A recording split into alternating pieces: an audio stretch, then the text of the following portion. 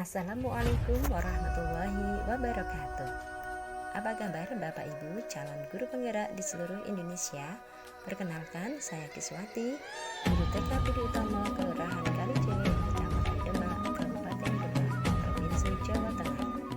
Izinkan saya untuk memaparkan hasil-hasil nyata saya budaya positif. Assalamualaikum warahmatullahi wabarakatuh. A'udzu billahi minasyaitonir rajim.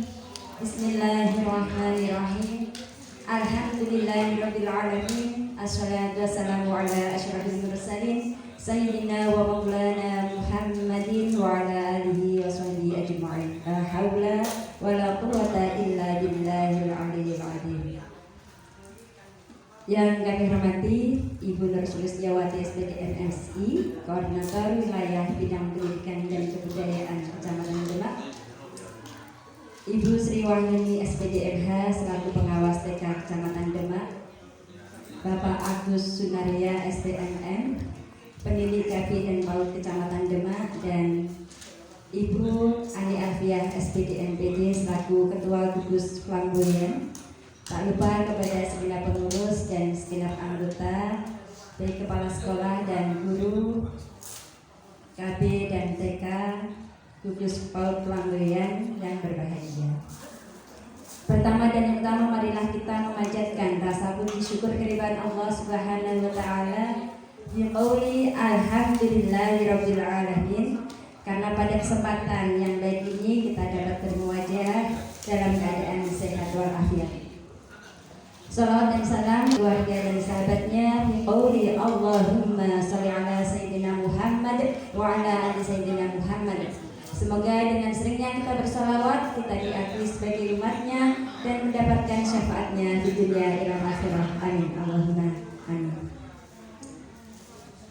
Bapak dan Ibu yang kami hormati, pada kesempatan ini saya mengucapkan terima kasih sebesar-besarnya kepada Ibu Pengurus Gugus PAUD Bunga Flamboyan untuk memberikan izin kepada saya melaksanakan diseminasi implementasi budaya positif di TK Budi Utomo, Kelurahan Kalijile, Demak. Materi yang saya dapatkan dalam program pendidikan guru penggerak modul 1.4 tentang budaya positif.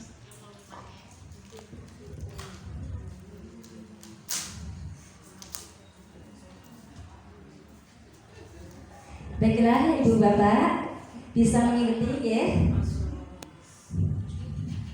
Hadir seutuhnya. Tarik nafas, kemudian hembuskan, tenangkan pikiran, berdamai sejenak dulu. Semua situasi dalam diri untuk hadir seutuhnya di ruang belajar ini. Masih semangat ya? Alhamdulillah. Ya, tujuan dari diseminasi ini bukan bermaksud saya untuk menggurui ya, karena saya hanya butiran debulah. Apalagi ada Bu Ani ini yang masya Allah luar biasa ilmunya. Jadi kita hanya sharing ya Bu, sharing positif yang telah dilakukan. Kemudian menumbuhkan budaya positif melalui keyakinan kelas yang telah disepakati. Selanjutnya adalah mengembangkan profil pelajar Pancasila dalam diri anak. Bapak Ibu yang kami hormati, dalam pembelajaran ini kita mengenal perubahan paradigma belajar. Ada dua, kalau kita sudah belajar di PNM itu ya, itu ada pendidikan masa kolonial dan pendidikan perubahan paradigma baru. Pada masa kolonial itu apa? Pendidikannya seperti apa? Ya, pendidikannya adalah hanya membaca, berhitung, itu ya sepenuhnya, dan itu hanya untuk kepentingan bangsa Belanda. Bagi yang pintar terus dimanfaatkan untuk membantu perdagangan bangsa Belanda. Nah, untuk saat ini ada perubahan paradigma belajar. Perubahan paradigma belajar yaitu pendidikan paradigma baru. Pembelajaran yang berpusat pada anak. menguatkan kompetensi dan pengembangan karakter yang sesuai dengan nilai-nilai profil pelajar Pancasila. Apa itu profil pelajar Pancasila, Bu? Ada berapa dimensi? Ada berapa, Bu? Ada 6 ya. Yang pertama apa, Bu? Ya, beriman, bertakwa, dan berakhlak mulia. Yang kedua, berkebinekaan global. Yang ketiga, bergotong royong. Keempat, kreatif. Dan kelima, bernalar kritis. Keenam, mandiri. Bapak pendidikan kita, Ki Hajar Dewantara, mengibaratkan guru adalah petani, sekolah adalah sawah. Sesuai standar nasional pendidikan pasal 12, yaitu pelaksanaan pembelajaran sebagai dimaksud dalam pasal 10 ayat 2 huruf B diselenggarakan dalam suasana belajar yang interaktif, inspiratif, menyenangkan, menantang, memotivasi peserta didik untuk berpartisipasi aktif, dan memberikan ruang yang cukup bagi prakarsa, kreativitas, kemandirian sesuai dengan bakat, minat, dan perkembangan fisik serta psikologis peserta didik. Nah, kita bicara tentang budaya positif. Budaya positif merupakan perwujudan dari nilai-nilai atau keyakinan universal yang diterapkan di sekolah. Budaya positif diawali dengan perubahan paradigma tentang teori kontrol. Selama ini barangkali kita sebagai guru merasa berkewajiban mengontrol perilaku siswa agar memiliki perilaku yang sesuai dengan yang guru harapkan. Budaya positif erat kaitannya dengan penerapan disiplin positif. Dan disiplin sering kita maknai dengan kepatuhan akan sebuah aturan. Akan tetapi, apakah benar makna disiplin tersebut? Budaya positif dalam inti modul 1.4 meliputi 6 hal, Bapak Ibu. Yang pertama adalah disiplin positif dan nilai-nilai kebajikan universal. 2. Teori motivasi, hukuman, dan penghargaan, restitusi. 3. Keyakinan kelas. 4. Kebutuhan dasar manusia dan dunia berkualitas. Yang kelima, 5. Posisi kontrol. Yang keenam adalah segitiga restitusi. Yang pertama adalah disiplin positif dan nilai-nilai kebajikan. Ada kegiatan dan pertanyaan pemantik. Jika Anda memiliki sesuatu yang berharga di genggaman tangan Anda dan saya memintanya, apa yang akan Anda lakukan? Nah, saya minta Bu ada perwakilan ya untuk simulasi 2 guru. Monggo. 2 guru, Bu.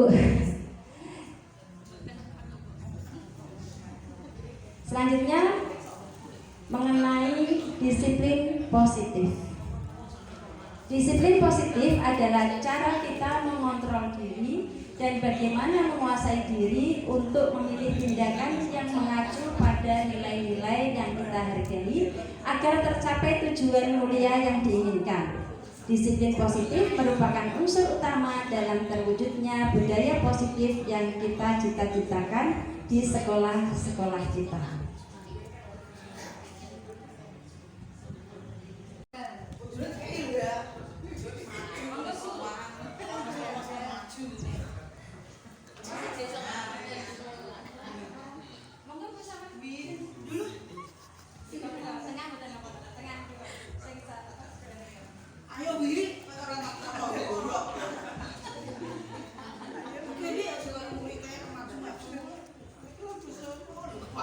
Bu Ani. Bu Ani.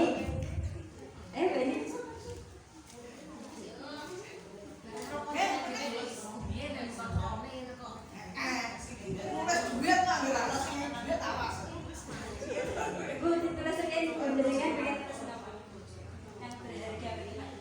Ya duit.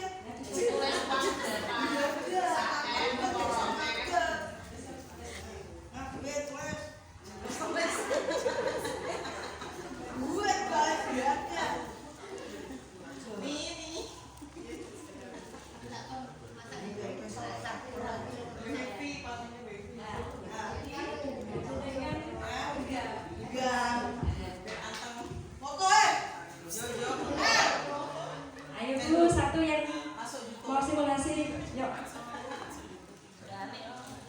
Wes tak jaluk wes. Maaf Bu, mau saya minta.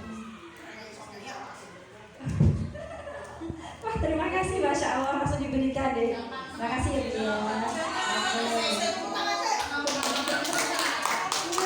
Iya. Mau lagi Bu, yang lain Bu? Gak usah kita sih. Ternyata Bu Deno langsung memberikan. Baik. Ya. Dan saya bertanya apa yang akan Anda lakukan. Saya membujuk Anda dengan berbagai cara agar Anda memberikan barang tersebut. Apa yang Anda lakukan? Jika saya mengancam Anda untuk memberikan barang tersebut, apa yang Anda lakukan?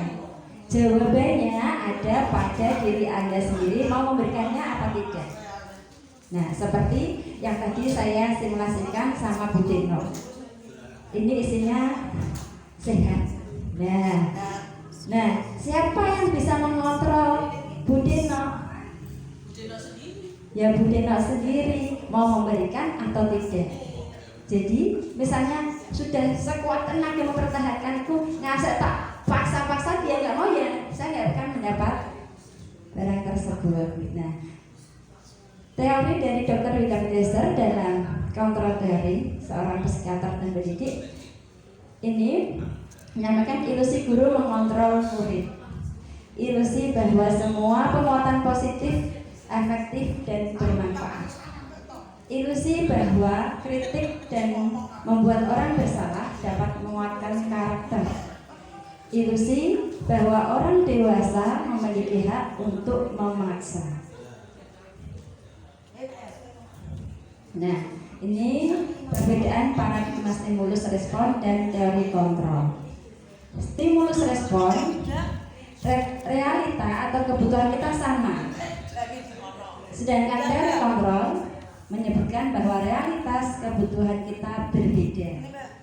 Semua orang melihat hal yang sama. Teori kontrol mengatakan setiap orang memiliki gambaran berbeda. Stimulus respon menyatakan kita mencoba mengubah orang agar berpandangan sama dengan kita. Teori kontrol mengatakan bahwa kita berusaha memahami pandangan orang lain tentang dunia. Stimulus respon, perilaku buruk dilihat sebagai suatu kesalahan. Misalnya, ada siswa kita yang datangnya terlambat, tentu kita akan melihat bahwa itu sebuah kesalahan, apa betul? Tetapi teori kontrol mengatakan bahwa semua perilaku memiliki tujuan. Jadi kita tidak melihat sebuah kesalahan, tetapi kita harus tahu kenapa anak ini bisa terlambat. Ya, mungkin karena bangunnya kesiangan, atau mungkin karena lagi sakit, mules-mules, atau mungkin di perjalanan mengalami sesuatu hambatan, kecelakaan atau bagaimana. Nah, stimulus respon yang kedua, orang lain bisa mengontrol saya, tetapi teori kontrol mengatakan bahwa hanya Anda yang bisa mengontrol diri Anda. Ya. Mau bagaimanapun, kalau saya meminta tapi Bu Deno tidak memberikan, ya saya nggak bisa. Gitu.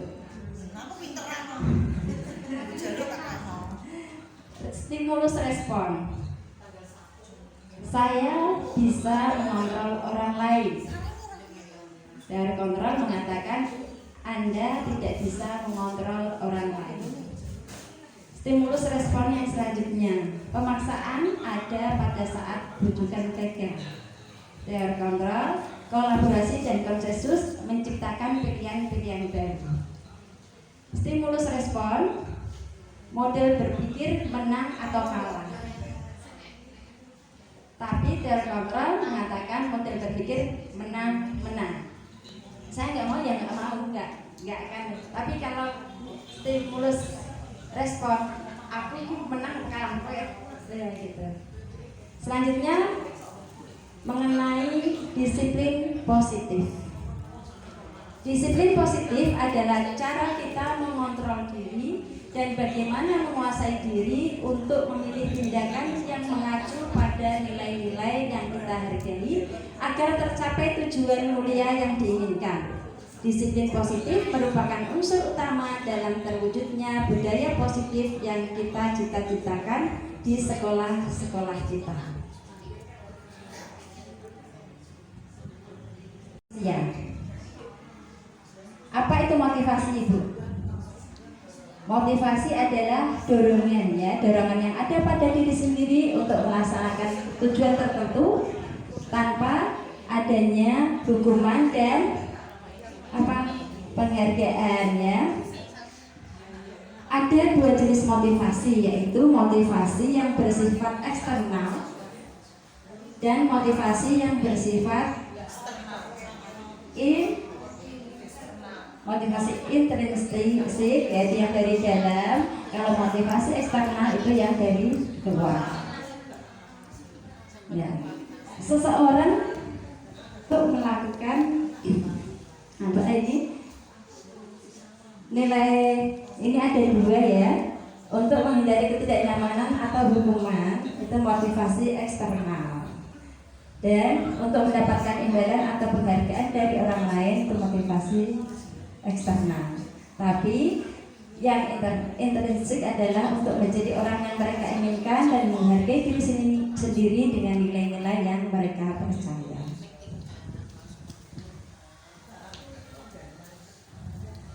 Nah, di sini ada sebuah kasus. Iva kurang menguasai pelajaran matematika sehingga pada saat pelajaran tersebut berlangsung dia lebih banyak berdiam diri atau menggambar dalam buku pelajarannya. Pada saat guru matematikanya, Pak Seno namanya, menanyakan pertanyaan, Iva gugup dan tak sengaja menjatuhkan tasnya dari kursi serta tiba-tiba menjadi gegap pada saat berupaya menjawab. Seluruh kelas pun tertawa melihat perilaku Iva yang bicara tergagap dan terkejut tersebut. Pak Sena pada saat itu membiarkan teman-teman Iva mentertawakan Iva yang tergagap dan malu luar biasa, dan malahan minta Iva untuk maju ke depan dan berdiri di depan kelas sambil menunjuk hidungnya. Karena tidak bisa menjawab pertanyaan Pak Seno, kelas menjadi gaduh dan anak-anak pun tertawa melihat Iva di depan kelas memegang ujung hidungnya. Nah, apa yang dilakukan oleh Pak Seno, panjenengan ini setuju atau tidak, Bu? Nah, ini yang dilakukan Pak Seno itu menghukum Iva dengan cara mempermalukan Iva di hadapan teman-temannya. Nah, kita tidak setuju, ya, Bu, ya. Nah, ya, itu adalah salah satu hukuman yang bagi Iva sangat mempermalukan dan dia itu menjadi rendah hati. Nah, ini ada hukuman dan penghargaan.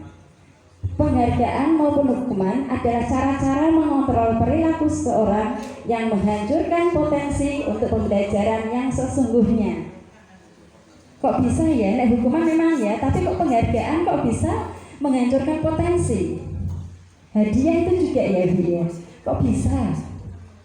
Ya, karena penghargaan atau hadiah itu tidak efektif, tidak berlangsung lama, dapat merusak hubungan karena bisa menimbulkan iri. Ayo anak-anak, siapa yang berani maju ke depan dapat hadiah? Saya, Bu. Terus hanya dia yang dikasih hadiah. Wah, kamu hebat, pinter. Ya, kita memang bolehlah, ya, menyampaikan itu. Alhamdulillah, Masya Allah. Ya, Bu Dwi, Mbak Dwi, pinter. Nah, yang lain yang tidak mau di depan merasa iri.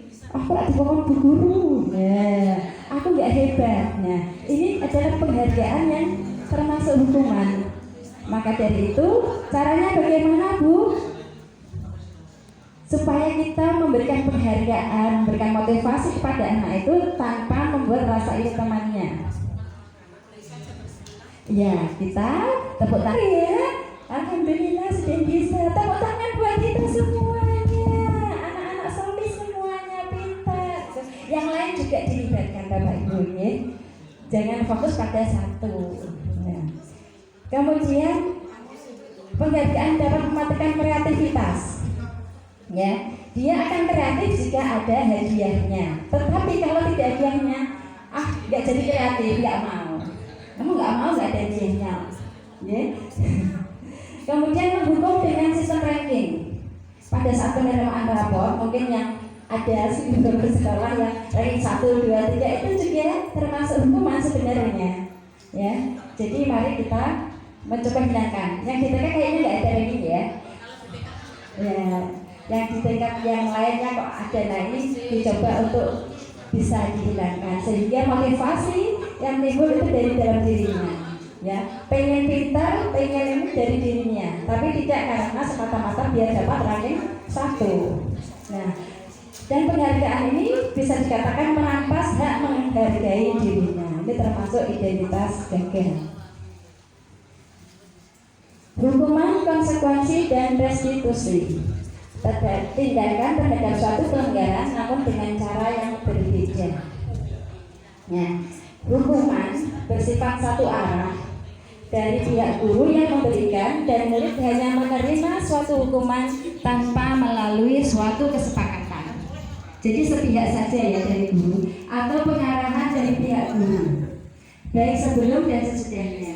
Hukuman yang diberikan bisa berupa fisik maupun psikis. Murid atau anak disakiti oleh suatu perbuatan atau kata-kata. Nah, ini hukuman Bu. Hukuman itu biasanya menyakitkan. Yeah. Misalnya ada anak yang kurang baik lah, dijilid misalnya, terus dipukul. Nah ini sangat menyakitkan, apalagi bisa menimbulkan rasa trauma. Apa enggak? Nah gitu. Dan saya juga menyadari pernah melakukan hal yang salah seperti itu. Delalah Pak, non saya. Ya saja. Tapi orang juga hilaf ya dia. Nah, ada kegiatan di kelas saya itu masak bersama. Delalahe.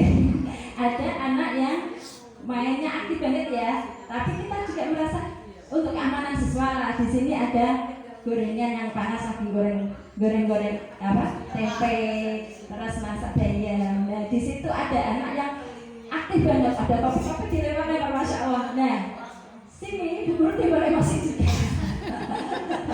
Jadi saya pegang Bu, ada bola basket yang agak kecil apa ya? Terus pakai gemes rasanya lah Bu. Tiga kali, gemes rasanya. Tapi hati saya itu merasa gelo, gitu. Ya kita kuasa banget, tapi ya kita apa? Nah, dan saya tahu bahwa anak itu merasa tersakiti, walaupun orang bocah gak berdaya, anak akan merasa tersakiti. Dia bukan sama orang tuanya protes. Ya, mukul-mukul kelompok nih. Main bodoh. Nah, inilah hukuman yang menyakiti. Kalau bisa jangan sampai terulang lagi. Saya juga menyadari Bu, rasanya gendut. Sampai seluruh anak-anak TK, saya minta maaf. Saya minta maaf sama orang tuanya, minta maaf sama anak semua. Saya nggak akan mengulang. Itu menyakitkan. Mereka akan tinggal terus. Ya. Ya guru itu nggak bisa, nggak diulangi lagi. Sakilah. Atau kata-kata itu juga bisa menyakiti. Ya, nah itu tindakan saya juga yang menyakiti. Nah, ya, Bu, ojo kasar-kasar, sebenarnya kata-kata kamu podo ya, kata-kata saya kita bisa. Misalnya di sini gurunya salis.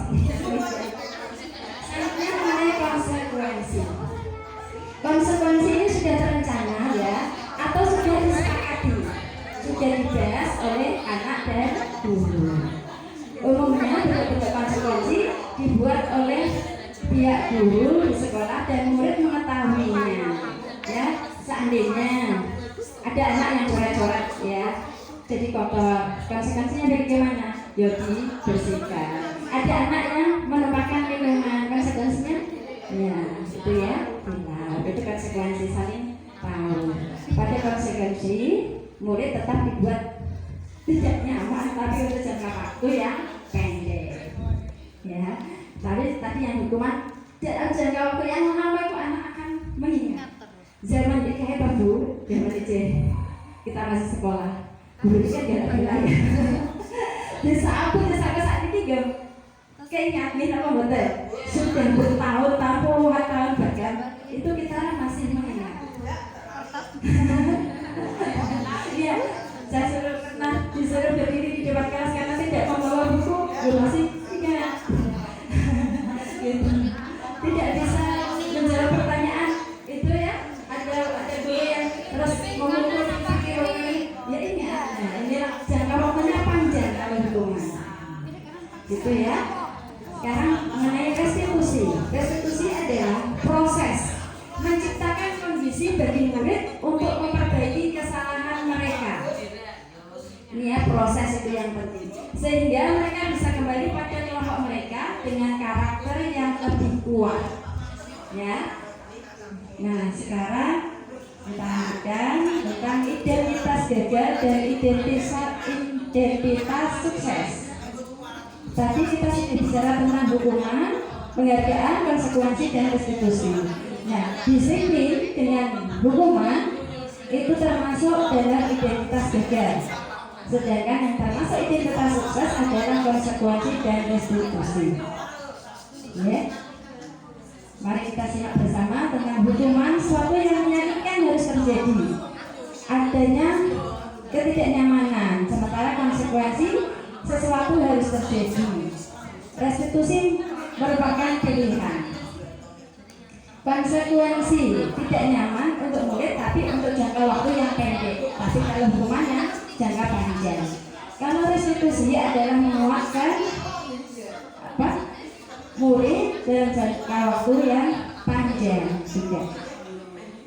Hukuman murid akan tersakiti. Konsekuensi anak dibuat tidak nyaman.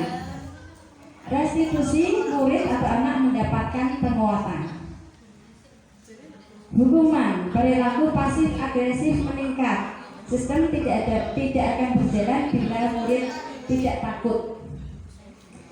Konsekuensi penguatan hanya bertahan dalam jangka waktu pendek, memerlukan monitoring dan supervisi terus-menerus dari guru. Restitusi masalah terpecahkan, murid belajar bertanggung jawab dengan perilakunya.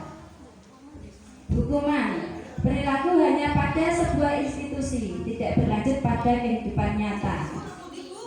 Konsekuensi membantu penerapan mengikuti peraturan dalam masyarakat.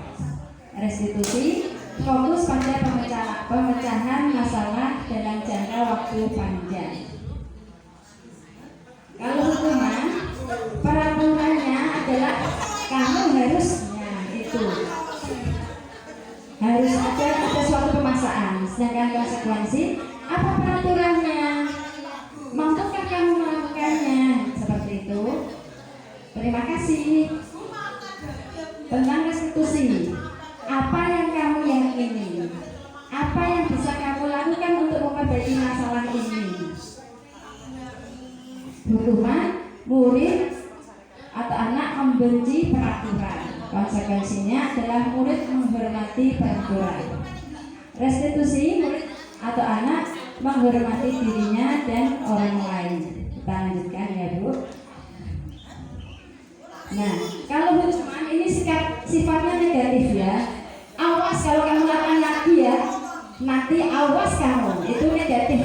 Ya kalau hukuman seperti itu. Konsekuensi bersifat netral. Lakukan apa yang saya katakan.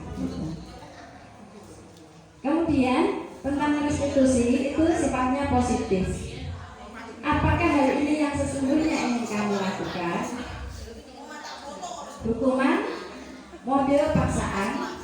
Kalau konsekuensi bersifat stimulus respon dan positif dan restitusi mempunyai teori kontrol. Hukuman mendorong menyalahkan diri, konsep diri buruk. Murid belajar menyembunyikan kesalahan. Ada murid melakukan kesalahan, tapi karena dia takut untuk dihukum, maka dia bisa jadi berbohong. Ya.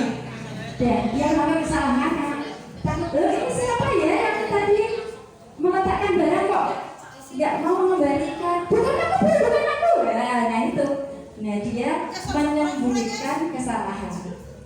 Jadi menjadikan dia terus berbohong gitu. Lanjut ya Bu. Nah ini tentang hukuman dan konsekuensi. Dijawab bareng-bareng ya Bu ya. Coba dipilah mana yang termasuk hukuman, mana yang masuk konsekuensi. Siap ya? Jawab.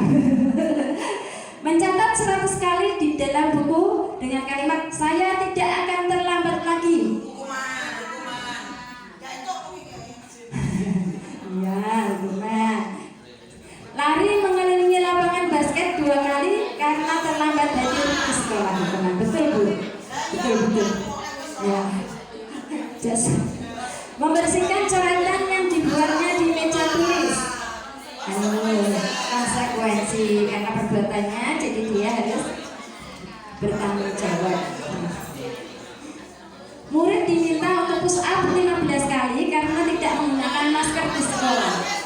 Hukuman, ya, betul. Menggantikan kertas tugas teman yang telah dicoret-coret. Konsekuensi, pintar. Berjemur di lapangan basket jam 12 siang karena mengobrol dengan teman. Hukuman ya. Murid diminta bertelanjang kaki sepanjang hari karena tidak menggunakan sepatu warna hitam sesuai peraturan sekolah. Ya, betul, hukuman. Kemudian berdiri di depan kelas mengangkat satu kaki karena tidak bisa menjawab pertanyaan. Hukuman. Membersihkan tumpahan air di meja tulis karena tersenggol pada saat belajar. Ya, betul semuanya, Bapak Ibu pintar, Masya Allah. Nah, kita akan melaksanakan disiplin positif dengan menggunakan restitusi. Apa itu restitusi?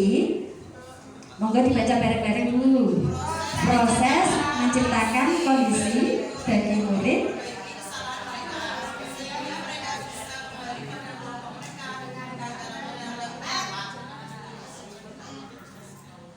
ya, sudah ya. Ya, ini yang penting adalah prosesnya. Dari pengertian tersebut, restitusi adalah cara yang tepat untuk digunakan dalam penyesuaian kasus, penyelesaian kasus, karena memiliki manfaat yang positif dalam jangka panjang, akan berpengaruh pada tindakan ke arah yang lebih bermakna. Ini ciri-ciri restitusi. Bukan untuk menebus kesalahan, tapi untuk belajar dari kesalahan. Memperbaiki hubungan, tawaran bukan paksaan. Restitusi menuntun untuk melihat ke dalam diri. Restitusi mencari kebutuhan dasar yang mendasari tindakan. Restitusi fokus pada karakter, bukan tindakan. Restitusi fokus pada solusi. Restitusi mengembalikan murid yang berbuat salah pada kelompoknya. Nah, lanjut. Keyakinan kelas. Tadi saya sudah menyebutkan mengenai keyakinan kelas. Bu, kenapa kok keyakinan kelas? Mengapa tidak peraturan kelas? Kenapa? Ya, misalnya Bapak Ibu kan ada peraturan di lalu lintas ya. Ini pas temanya kendaraan. Kan ada kewajiban untuk memakai helm. Ya, kalau mengendarai kendaraan roda 2. Kenapa kok harus memakai helm? Ya, biar selamat. Nah, ini yang namanya selamat itu adalah keyakinannya.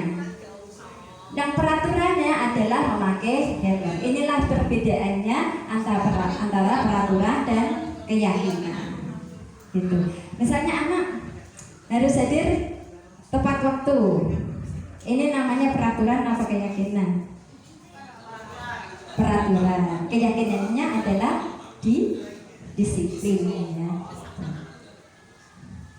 Nilai-nilai keselamatan atau kesehatan kita sebut sebagai suatu keyakinan, yaitu nilai-nilai kebajikan universal yang disepakati secara tersirat dan tersurat, lepas dari latar belakang suku, negara, bahasa maupun agama. Seseorang akan lebih tergerak dan bersemangat untuk menjalankan keyakinannya daripada hanya sekedar mengikuti serangkaian peraturan tertulis tanpa makna. Ya, peraturannya adalah kembalikan barang ke tempatnya. Nilai kebajikan yang dituju apa? Peraturannya nilainya apa? Nilai keyakinannya apa? menghormati.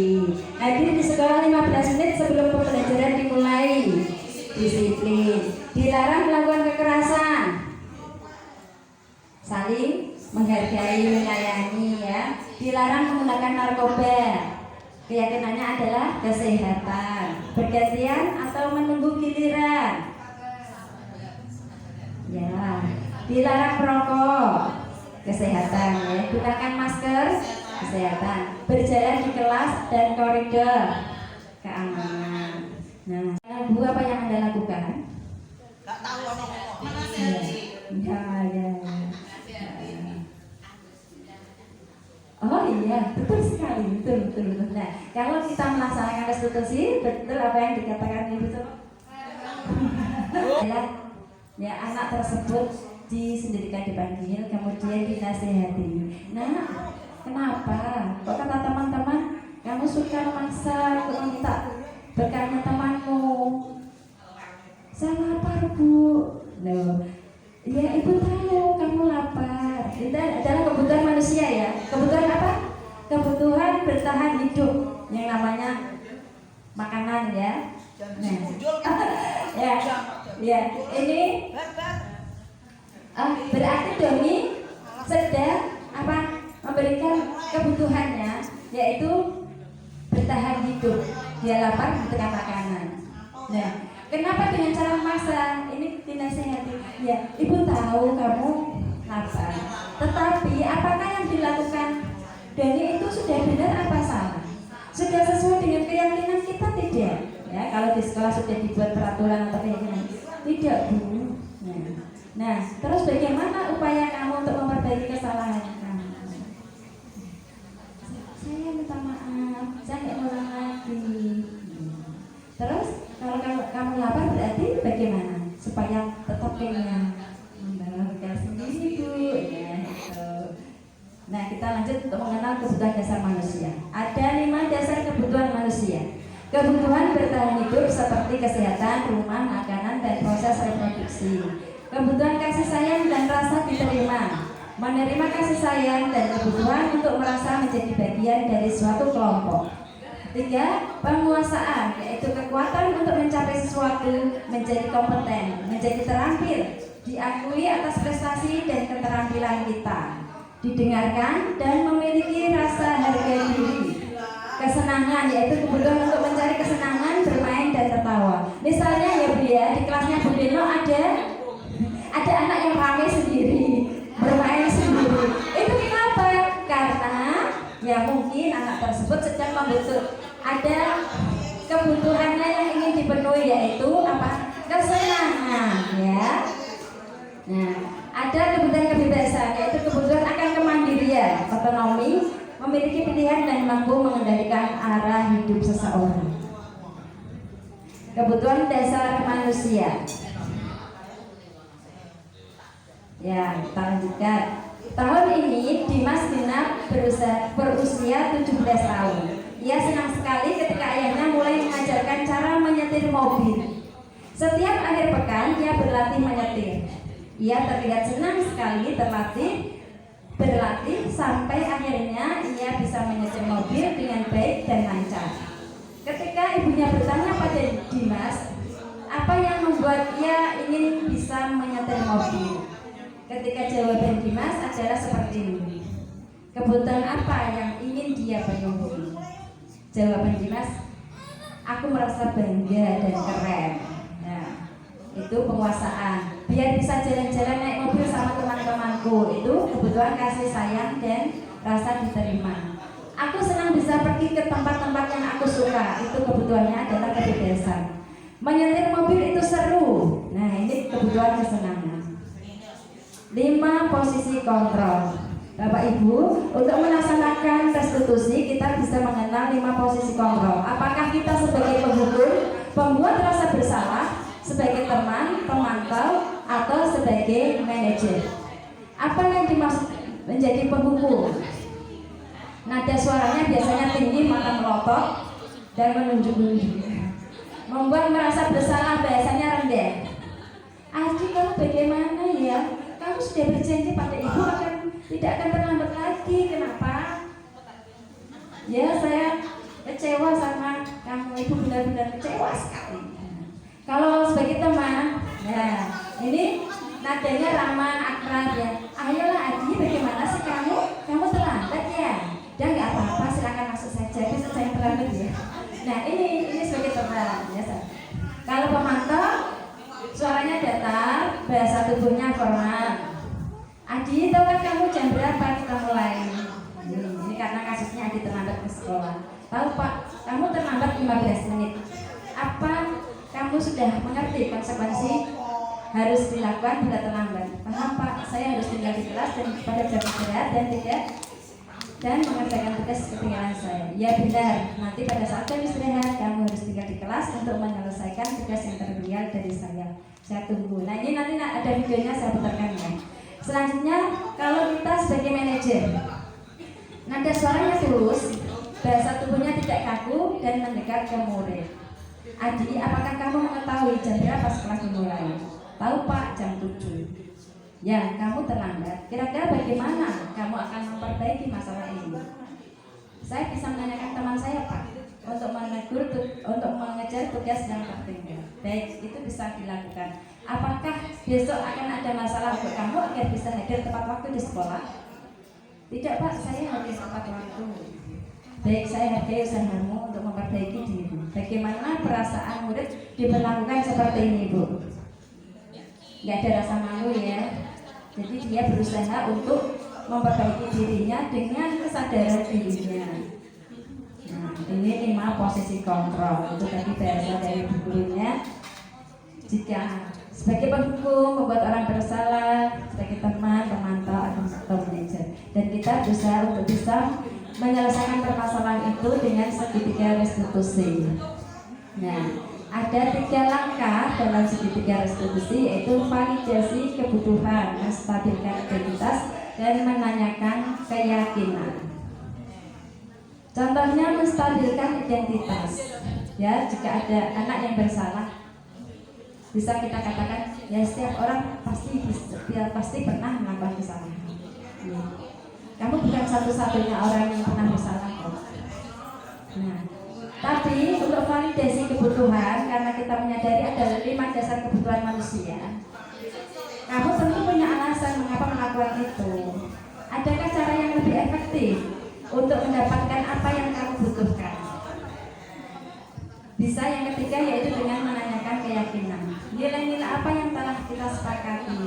Kamu ingin menjadi orang seperti apa? Ya, tadi sudah saya sampaikan. Nah, ini adalah rancangan tindakan aksi nyata saya di TK Budi Utomo. Ada latar belakang, tujuan, tolak ukur, dukungan yang dibutuhkan, lini masa tindakan yang akan dilakukan. Nah, teman-teman semuanya, ini perhatikan video berikut. Ini tadi yang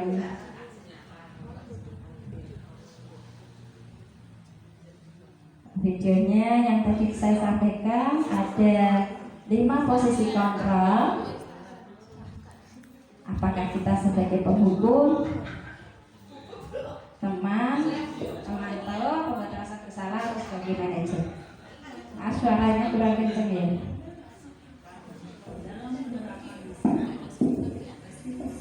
Salah satu program yang diselenggarakan adalah 5 posisi kontrol. 5 posisi kontrol yang berselisih adalah proses perjalanan seorang pendidik agar dapat mengenali dirinya. Pada video kali ini, kita akan membahas tentang 5 posisi kontrol yang digunakan oleh gaya dosen dan contoh penerapannya.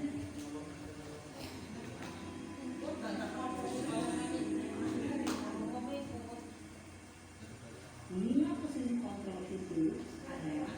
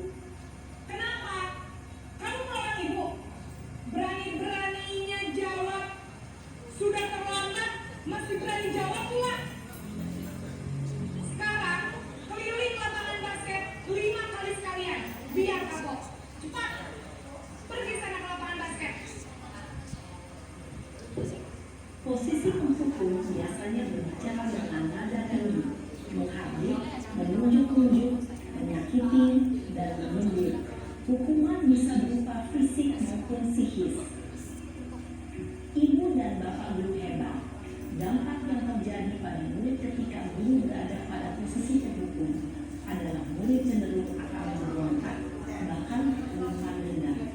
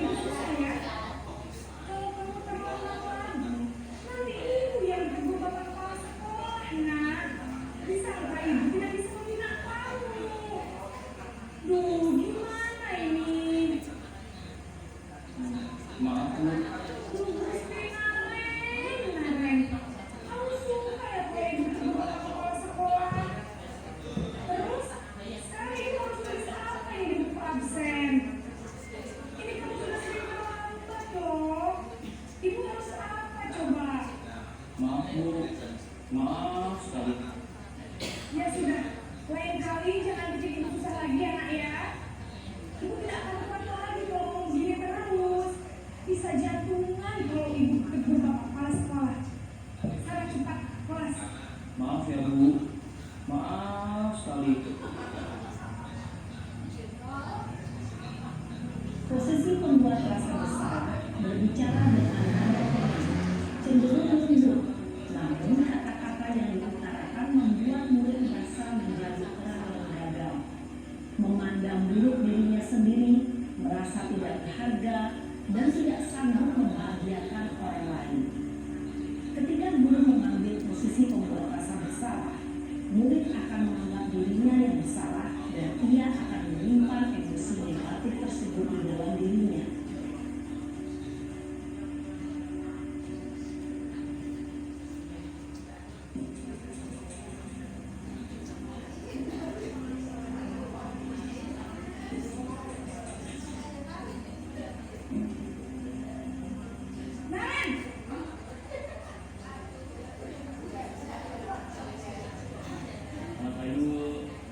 Wah, sudah jam berapa ini nak?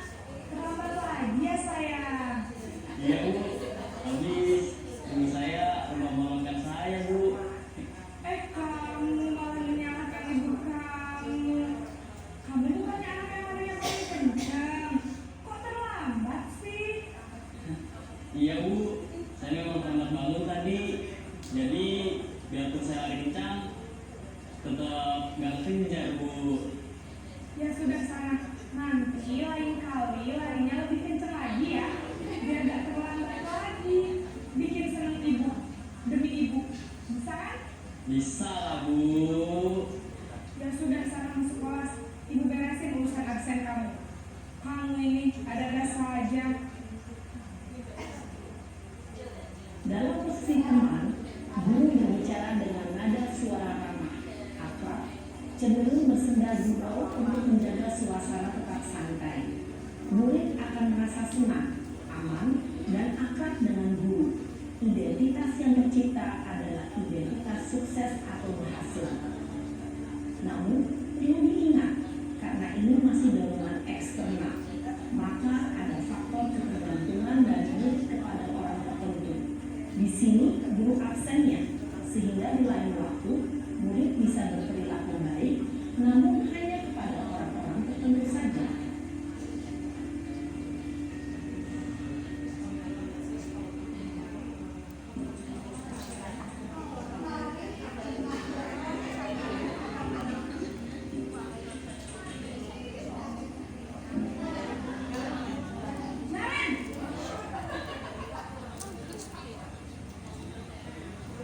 Selamat pagi Bu.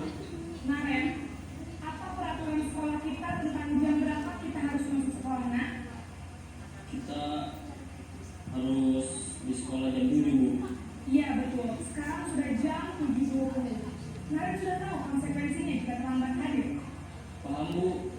saya harus tinggal kelas pas jam istirahat selama 20 menit. Iya benar, konsekuensinya demikian.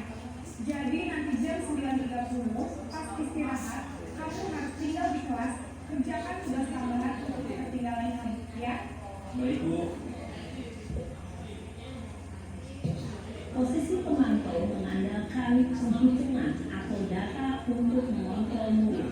Guru mengarahkan murid berdasarkan peraturan dan konsekuensi. Seorang pemantau menunjukkan bahasa tubuh dan ekspresi wajah yang datar dan cenderung formal.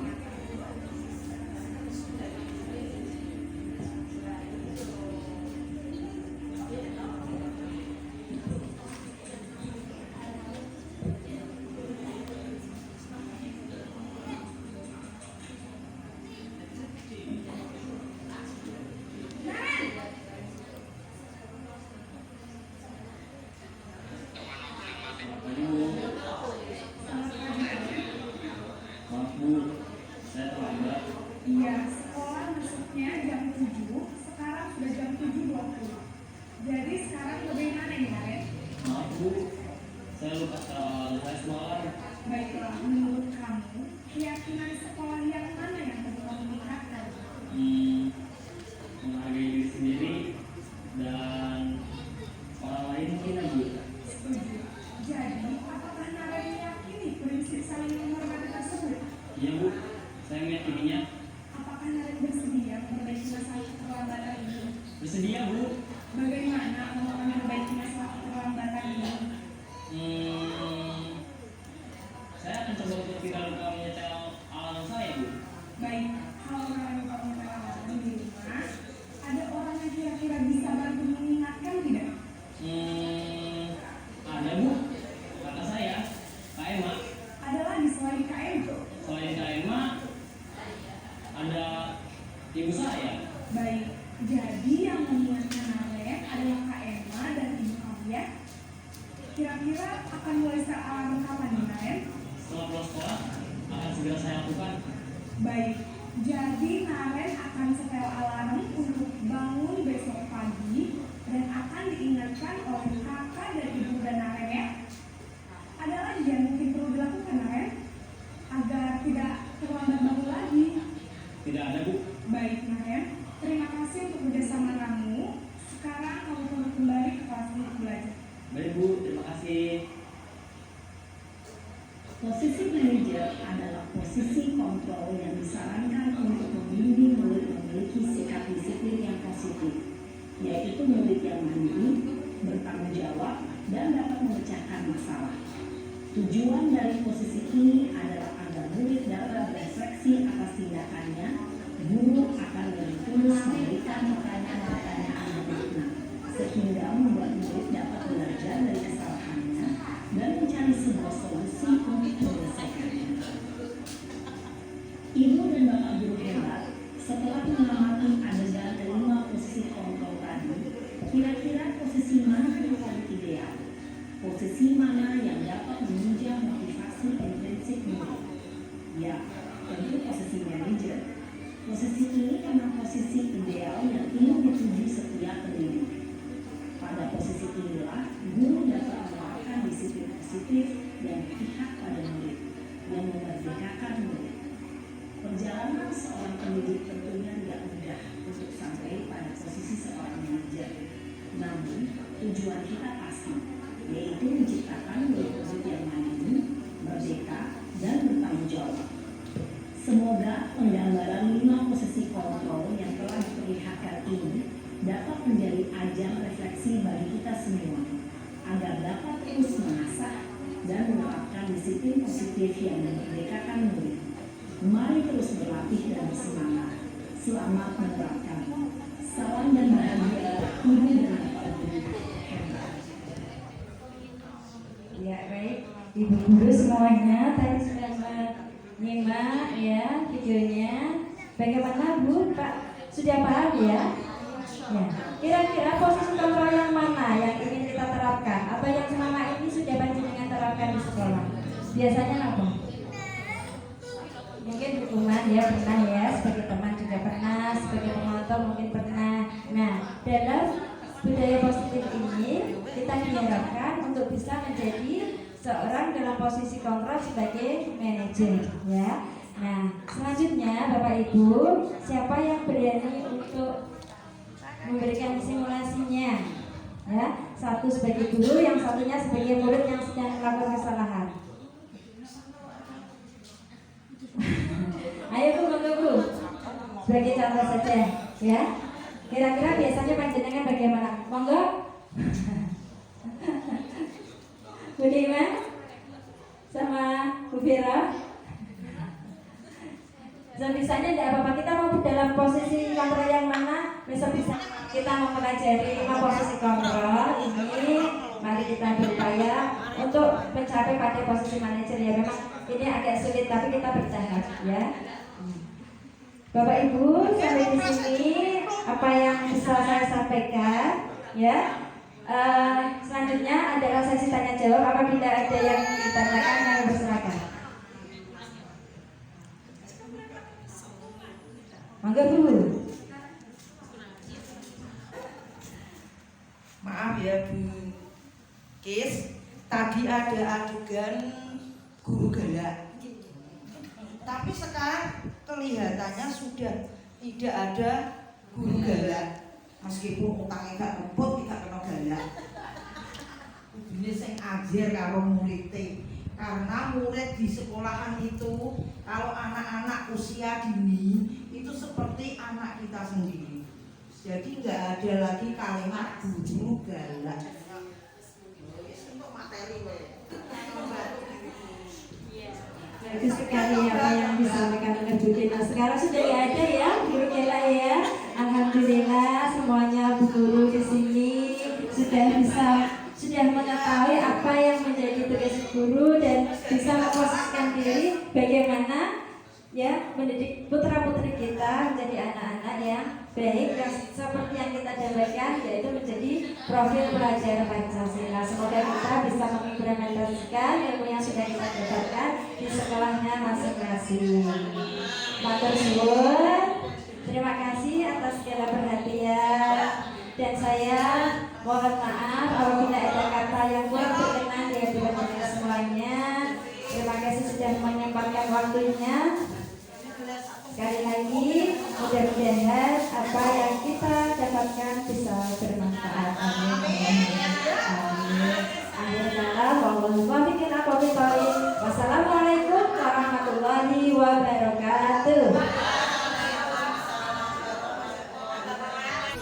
Yang pertama adalah berkoordinasi dengan kepala sekolah dan teman sejawat tentang pelaksanaan aksi nyata dan membuat rencana tindakan pengembangan pembelajaran yang berjudul Penerapan Budaya Positif di TK Budi Utomo Kalijilik Demak melalui kesepakatan kelas atau keyakinan kelas.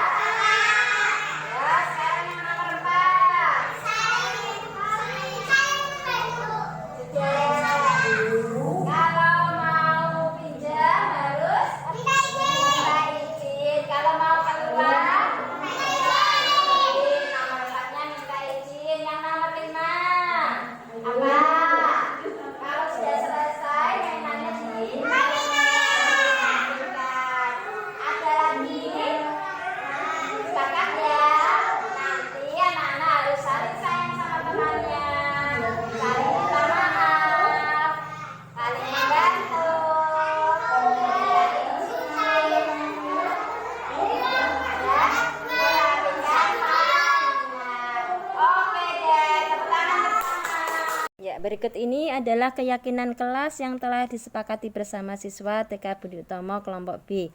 1. Bersikap sopan dan menghormati guru. 2. saling menyayangi, saling membantu. Ketiganya yaitu disiplin dan bersikap jujur. Yang keempat, menjaga kebersihan dan kerapian. Mas Rio, tahu tidak kesalahannya hari ini apa tadi? Terlambat sekolah. Kenapa bisa datang terlambat? Habis kan marah. Pulang dari sekolah. Iya. Setiap manusia, termasuk guru, juga pernah melakukan kesalahan. Nah, untuk memperbaiki kesalahannya Mas Rio harus bagaimana? Besok lagi Sekolah. caranya, datangnya Isu-isu. esok-esok. Oke, Mas Rio supaya tidak terlambat lagi ke sekolah dan anaknya lebih baik. Terima kasih Mas Rio. Salim dulu.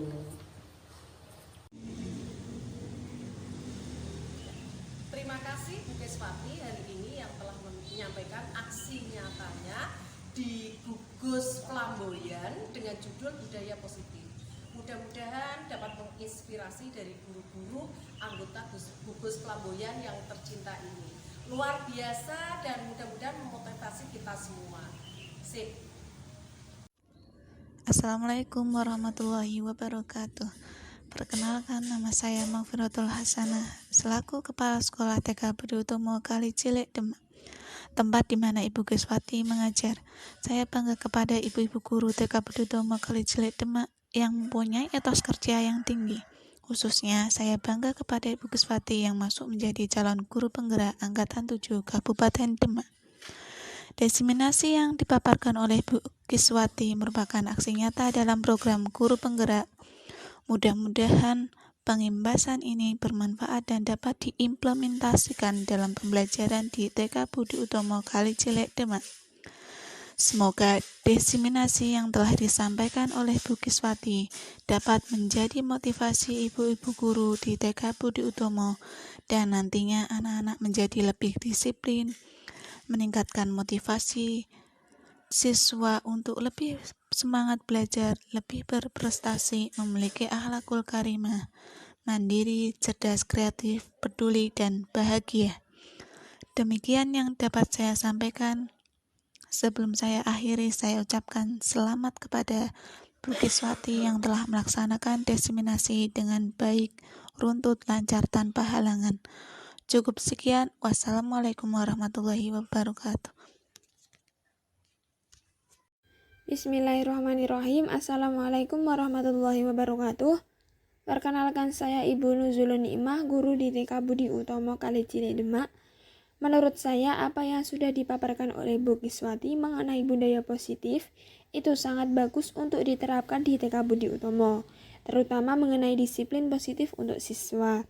Karena masih banyak siswa di sekolah ini yang mana mereka itu disiplin, tapi disiplinnya itu karena faktor ekstrinsik, bukan karena faktor dari dirinya.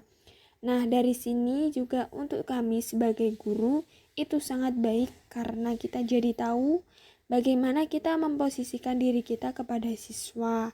Apakah kita sebagai teman, pemberi hukuman, atau kita sebagai pemantau, atau kita sebagai manajer. Kemudian bagaimana kita cara menanamkan perilaku disiplin intrinsik di dalam diri siswa dan juga diri kita sendiri. Semoga dari adanya diseminasi ini bisa kita terapkan bersama-sama di lingkungan sekolah TK Budi Utomo, yaitu membentuk siswa-siswi yang berkarakter sesuai dengan harapan kita. Demikian yang dapat saya sampaikan. Apabila ada salah kata, saya mohon maaf yang sebesarnya.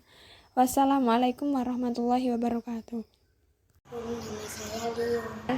Saya mengucapkan terima kasih pada Bukis atas bimbingannya. Saya sekarang lebih bersemangat berangkat di sekolah, tidak terlambat lagi dan tidak bolos lagi. Assalamualaikum warahmatullahi wabarakatuh. Terima kasih. Salam bahagia Ibu dan Bapak guru hebat.